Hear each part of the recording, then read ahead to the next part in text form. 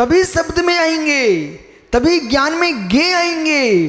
और यदि उपमा भी लगाना चाहेंगे कि मेरी आत्मा ही भगवान आत्मा है, तो मित्र आपने कहा कि अमुक कन्या अमुक स्त्री चंद्रमुखी है, तो चंद्रमुखी तुम उसको स्वीकार कर रहे हो, और आकाश के चंद्रमा को यदि नहीं मानते आप, यदि आप आकाश में उदित चंद्रमा को नहीं मानते दोषी जी यदि ये, तो फिर प्रश्न ये कि चंद्रमा यदि आकाश में नहीं होता है तो आपने चंद्रमुखी कन्या कहकर उपमा कैसे दी? भारत की भूमि पर कोई चक्रवर्ती नहीं हुआ, ऐसा कह दिया। और धीरे से कहते हैं भाई प्रदीप तो चक्रवर्ती जैसा लगता है। अरे चक्रवर्ती जैसा लगता तो पहले चक्रवर्ती मानिए। उपमा उपमेय के बिना नहीं होती, उपमेय उपमा के बिना नहीं होता, उपमा उपमेय के बिना नहीं होती, उपमेय उपमा के बिना नहीं होता है। विशेष विशेषण भाव बनेगा तो पदार्थ होना चाहिए दो। उपमा उपमेय को भिन्न भिन्न अपने आप जानने की जरूरत है, वो तो दिख ही रहे हैं। अब उपमेय को मानते उपमा को नहीं मान रहा तो उपमेय नहीं बनता। विशेष विशेषण भाव बनाएंगे, इससे तो परम सत्य है कि आगम को समझने के लिए तीक्ष्ण प्रज्ञा चाहिए। उपमा है, उपमेय होना चाहिए। उपमा अलंकार कहां लगेगा? उपमेय पर लगेगा, पर उपमेय पर लगेगा तो उपमान भी होना चाहिए। उपमा उपमा है, उपमेय उपमेय है, पर ध्यान दीजिए उपमान भी होना चाहिए।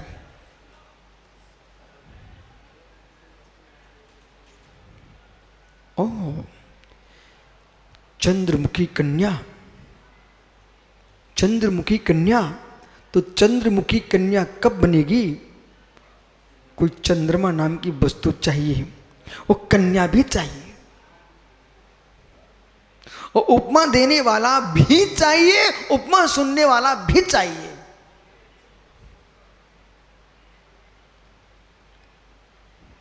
सम्यक विशेषण लगाया, सम्यक दृष्टि जीव, तो सम्यक दृष्टि जीव शब्द का प्रयोग किया है। इसका तात्पर्य सम्यक दर्शन भी होना चाहिए और सम्यक दृष्टि जीव भी होना चाहिए। उस सम्यक दृष्टि के स्वरूप को बताने वाला भी कोई चाहिए, और सम्यक की अनुभूति करने वाला भी चाहिए।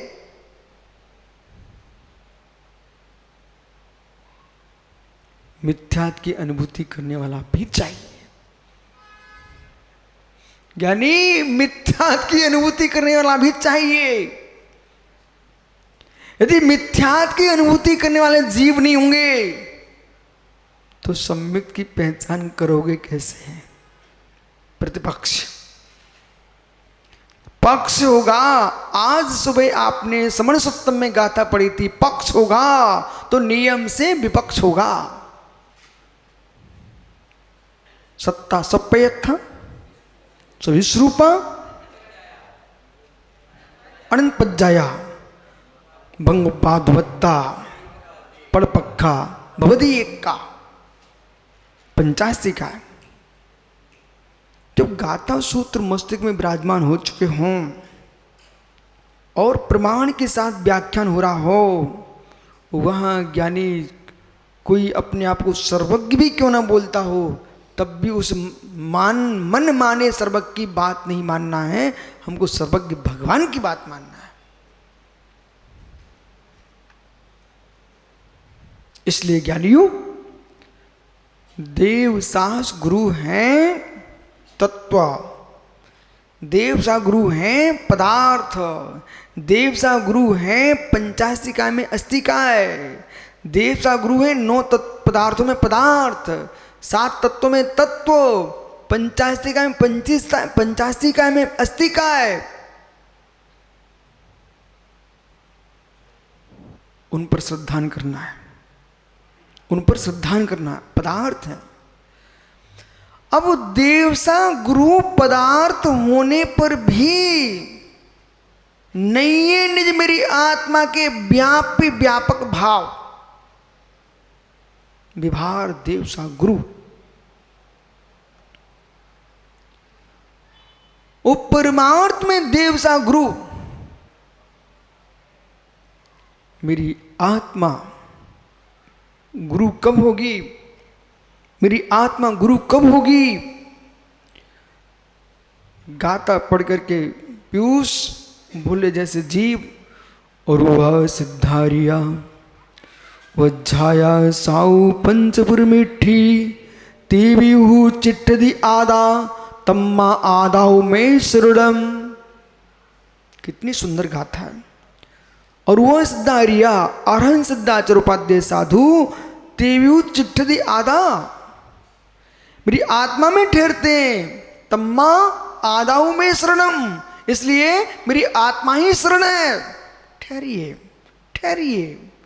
ये परमार्थ से जब आत्मा को शरण बनाया है, परमार्थ से आत्मा को शरण बनाया है, परमार्थ से आत्मा को शरण बनाया है। मेरे भव्य जीवो, मेरे भव्य जीवो, कहीं अपनी आत्मा से छल मत कर बैठना। इस गाथा में आत्मा को जो पंच परमेष्ठी बनाया, तो आपने पंच परमेष्ठी को ज्ञान गे संबंध से बनाया, ज्ञान नए से बनाया, कि शब्द नए से बनाया, कि अर्थ नए से बनाया। बज्जू कुमार जी नहीं आए क्या? भैया देख, यहां से सोलापुर आप जाओ, थोड़ा हिंट कर लो अपनी डायरी पर। ए विषय आपको विद्वानों को बीच में रखना है सोलापुर में। शब्द ने से बनाया, ज्ञान ने से बनाया, कि अर्थ ने से बनाया। शब्द ने से आप बना सकते हो, अनुभूति नहीं है। ज्ञान ज्ञान से बना सकते हो, अनुभूति नहीं है, वस्तुभूत। अर्थ नए से बनाओगे तो मित्र भी सुनिए, अर्थ नए से बनाओगे तो वहां पर नैगम नए नहीं लगाओगे आप। पंडित जी विषय कठिन हो रहा है, लेकिन मुझे विकल्प नहीं, आपको तो विकल्प नहीं है। समझ में आ रहा ना? यदि आ रहा है तो सभी मुमुक्षु ध्यान से सुनिए। यही है अंदर का सम्यक दर्शन का प्रवचन। अर्थ नए से देव सा गुरु अपने में देखोगे तो मैं सुनो, अर्थ नए से देखोगे सारस्वत सागर जी, तो फिर आपको यहां पर निगम नए नहीं लगाना है, भाभी निगम नए नहीं लगाना है, भूत निगम नए भी नहीं लगाना, बिल्कुल नहीं। भाव निक्षेप लगाना है। क्या लगाना? जब से हमने अध्ययन किया कषाय पाहुड़ का,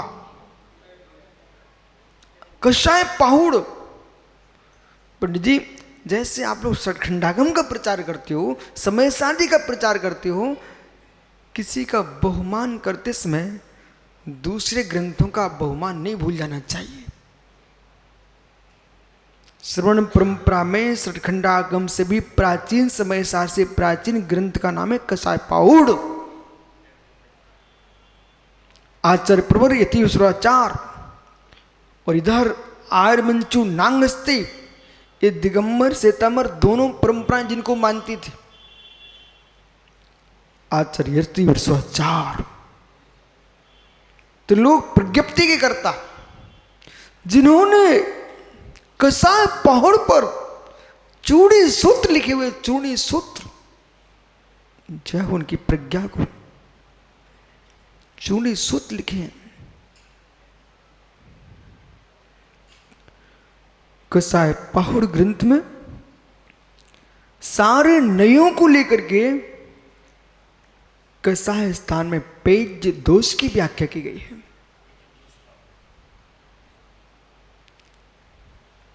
पर सामान्य जीव की बुद्धि का विषय नहीं बनता वो ग्रंथ। इसलिए लोग समय सार जी को नास्तिक नास्तिक में समझ लिए हैं, सो नास्तिक हो रहे बेचारे। समय सार जी को नास्तिक नास्तिक में समझ लिए। किसी विद्वान को, नए अध्येता को समय सार का अध्ययन करना है तो समय सार जी ग्रंथ के साथ जो शब्दागम, परमागम, अर्थागम, इन सारे नियमों को, आगमों को जानता है और तर्कागम को जानता है। इसके साथ शब्द आगम, शब्दागम, सुनिए 5 बिंदु को जानना चाहिए। शब्दार्थ, मतार्थ, न्यार्थ, आगमार्थ, भावार्थ। इन 5 सिद्धांतों का जिसको बोध है वो श्री समय सार जी का अध्ययन करें। सुनील नास्ती में अध्ययन कर लिया लोगों ने। बोले कैसे नास्ती में? आत्मा एक इंद्रिय नहीं है, आत्मा 2 इंद्रिय नहीं है, आत्मा 3 इंद्रिय नहीं है, आत्मा 4 इंद्रिय नहीं है, आत्मा 5 इंद्रिय नहीं है, आत्मा त्रिस नहीं है, आत्मा स्थावर नहीं है। मित्र, बुद्धि को ठीक कीजिए। जो नास्ति भंग चल रहा है इसमें आपको अस्थि भी लगाना चाहिए। तो फिर बोलिए आत्मा निश्चय न से 1 इंद्रिय, 2 इंद्रिय, 3 इंद्रिय, 4 इंद्रिय नहीं है। आत्मा व्यवहार ने से संसार में 1 इंद्रिय, 2 इंद्रिय, 3, 4, 5 इंद्रिय है। यदि नहीं मानोगे तो अहिंसा व्रत का पालन कैसे? बराबर। फिर पुड़ी जल तेव बाहु बड़पदी थामरे इंदी वित्तिक चतुपंच खा तस्जवंति संखादी। ये आगम सूत्र है ना कि विशुद्ध सागर ने बनाया है। आगम सूत्र। अब आगम सूत्रों को महात्माओं, ज्ञानियों, श्रमणों अब कैसे कैसे लगाएंगे इसकी प्रज्ञा आपके पास होना चाहिए। यदि हमने समय सार में निषेध किया है इसका मतलब ये सब है, इसका मतलब ये सब है। यदि नहीं है तो मैं आपसे पूछ रहा हूं निषेध करने वाले से, आप कौन से जीव हो? सिद्ध हो तो यहां कैसे, और यहां हो तो सिद्ध कैसे? सिद्धों की देह में उत्पत्ति नहीं और देहधारियों की सिद्धालय में उत्पत्ति नहीं। तथोत्पत्ति अनुत्पत्ति हेतु से काम चलेगा। इसलिए हमने कभी भी आपको सप्तभंगी पंडित जी, सुब्रत सागर जी, भैया आप जितनी शीघ्रता हो सके देश का भला हो जाएगा, 47 नए को ग्रंथ को बहाल लाओ, सारे काम गौण करके। कल एक श्रावक मेरे पास आया, वो कहता महाराज जी इस शादबा सप्तभंगी की जो व्याख्या यहाँ चल रही है ये तो ठीक चल रही है, लेकिन जो आपने 47 शक्तियों में जो व्याख्या की है वो गजब की है। और मालूम उसने कहीं प्रवचन सार के 47 नए सुन लिए हैं। जबलपुर में जो वाचन चल रही थी वो भिंडी में चली। वो जो 47 नयों में जो शादवा नए की व्याख्या हुई है वो बहुत विस्तार से हुई है, क्योंकि वहाँ पंडित अंतर होता है। सामान्य श्रोताओं के बीच में विषय को थोड़ा सरल करना होता है और विशिष्ट श्रोताओं के बीच में विषय को और ऊंचाइयां दी जाती हैं। क्यों? सर्वसत्वनुगार्थम महिंसताम प्रयासा, संपूर्ण प्राणियों का कल्याण हो ये सज्जनों का प्रयास होता है। ऐसा श्रीमद आचार्य प्रवर पूज्य 500 ने सर्वासिद्धि जी ग्रंथ में लिखा हुआ है, सर्वसत्वनुगार्थम ही सताम प्रयासा, सज्जनों का प्रयास होता है सारे जीवों का कल्याण हो। तो यहाँ बीच में कुछ सरलता इसलिए दे, क्यों? यदि मांगीलाल पंडित जी बैठे हैं तो कन्नू भाई भी बैठे हैं। अब आइए मित्र, ऊपर चढ़ो फिर से। नास्ति रूप व्याख्या, अस्ति रूप व्याख्या, विधि रूप व्याख्या, निषेध रूप व्याख्या। तो जो विधि रूप व्याख्या में इतने मस्त मत हो जाना कि निषेध भूल जाओ, निषेध में इतने उन्मत्त मत हो जाना कि विधि का स्थान न बचे। वस्तु तो एवं विधि निषेधाभ्याम मनवसत मर्तकृत नीति चिथा कार्यम बहिरंतर रूपात भी। सुनो बेटा, श्री धवला जी में लिखा है, जब विशिष्ट पर्यूषण, 10 लक्षण, नंदीश्वर, अष्टांगा आदि महापर्व चल रहे हों, तब सिद्धांत शास्त्रों का वाचन नहीं करना चाहिए।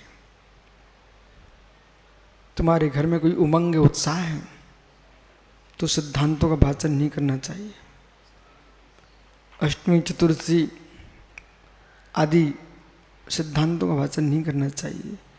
लड्डू, चिवड़ा, पूड़ी, पापड़, खाजा,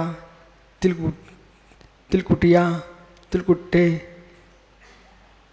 चिवड़ा, ऐसी सामग्री खाना खा के आहार करके आए हो तो सिद्धांतों का वाचन नहीं करना चाहिए। बोले क्यों? अति गरिष्ठता में, अति उत्साह में, उमंग में व्यक्ति विवेक खो देता है। जब आप बैठे थे ना तब शुद्ध बोल रहे थे और उत्साह तो वो अधिक हो गए, खड़े होकर के अति उत्साह में आ गए सो तुम भूल गए। अति उत्साह में आ गए तो भूल गए। इसलिए सुबह आज निकला था, मध्यम अंश में ही सम्यक्त होता है। कल भी निकला था ना, मध्यम अंश में होता है। कारण विमान उड़ान जमीन से भरता है तो फिर बीच में पहुंचता है, बहुत ऊपर नहीं जाता, नीचे भी नहीं उड़ता, मध्यम में उड़ता है। फिर हमने पंडित जी को बहुत सारे दृष्टांत दिए थे।